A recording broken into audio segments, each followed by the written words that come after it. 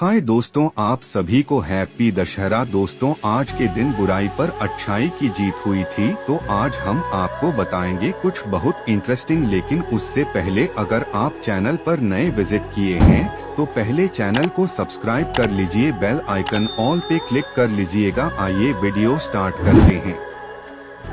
श्री राम और रामलीला इतनी व्यापक है कि यह सीमाओं और ग्लोब से परे है और भारत में ही नहीं विश्व के तमाम देशों में संस्कृति, सभ्यता और मर्यादा की कोई सीखनी होती है।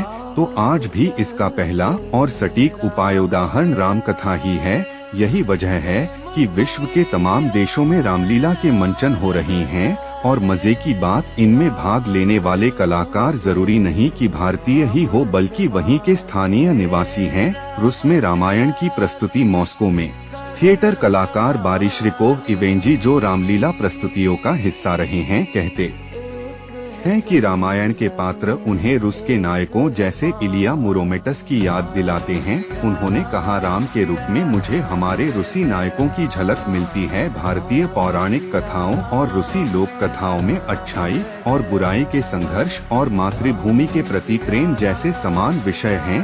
सोवियत संघ में रामायण की पहली मंचीय प्रस्तुति 1960 में मॉस्को के चिल्ड्रन थिएटर में हुई थी। रूसी अभिनेता गेतरंडी मिखाइलोविच पेचनिकोव ने इस रूसी अनुवाद का सह निर्देशन किया और राम की भूमिका निभाई। वे इस भूमिका को 40 वर्षों तक निभाते रहे और अंतर्राष्ट्रीय ख्याति प्राप्त की। पेचनिकोव ने 2018 में निधन से पहले राम की भूमिका निभाने के लिए शाकाहारी जीवन अपना लिया था। उनके निधन के बाद रूस भारत मैत्री समाज दिशा ने सांस्कृतिक संबंधों को पुनर्जीवित करने के लिए रामायण की प्रस्तुतियों का आयोजन किया। दिशा रामलीला पिछले साल अयोध्या में प्रदर्शित की गई थी। कैरेबियन में रामलीला, गयाना, त्रिनिदाद और टोबैगो और सूरीनाम में रामलीला आज भी सांस्कृतिक और धार्मिक रूप से महत्वपूर्ण घटना है।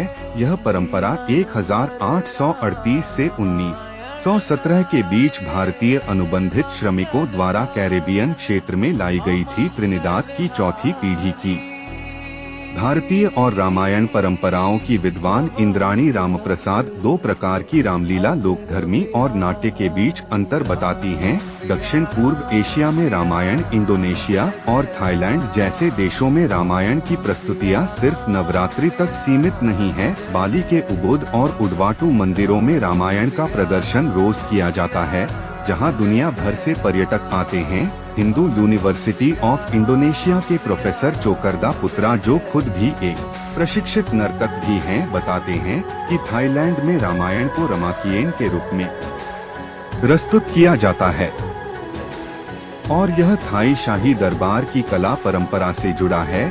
थाई राजा चक्री वंश के नाम राम से जाने जाते हैं। त्रिनिदाद और अन्य कैरेबियन देशों में प्रस्तुत की जाने वाली रामलीला मुख्य रूप से लीला या लोकधर्मी शैली में होती है, जो भक्ति परंपराओं से प्रेरित एक सामुदायिक और खुले वातावरण में होने वाली कथा कहानी पर आधारित होती है। इंद्राणी कहती है, ब्लैक और मुस्लिम समुदाय के लोग इन रामलीलाओं का हिस्सा होते हैं। यह केवल एक नाट्य मंचन नहीं बल्कि एक पवित्र स्थान है। दर्शक बाहर रहते हैं और टिकट की कोई व्यवस्था नहीं होती।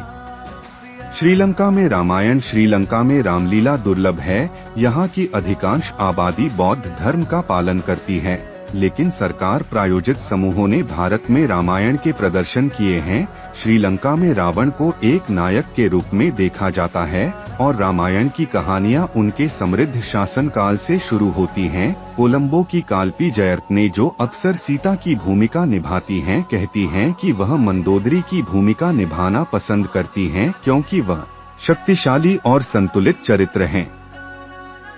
तो दोस्तों, वीडियो कैसी लगी कमेंट में जरूर बताइएगा। वीडियो को ज्यादा से ज्यादा लाइक एंड शेयर कीजिएगा। चैनल पे अपना प्यार ऐसे ही बनाए रखें। आज के लिए बस इतना ही, मिलते हैं नेक्स्ट वीडियो में। Till then keep learning and keep exploring. जय श्री राम।